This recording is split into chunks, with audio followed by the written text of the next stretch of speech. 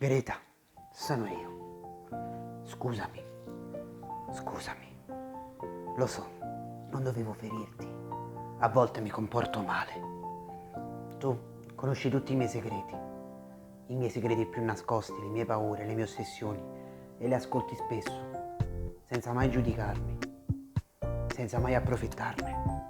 Forse dovrei prendere esempio da te. Greta, spero che un giorno troverai qualcuno alla tua altezza. E beh, per altezza non intendo uno più alto di 1,80 m come dici tu. No, dai, scherzo. Intendo uno che ti possa appagare spiritualmente e moralmente, proprio come tu sei elevata. Greta, hai una bellezza unica. Sei bella dentro e fuori. Greta, sei speciale. Non te lo dimenticare mai.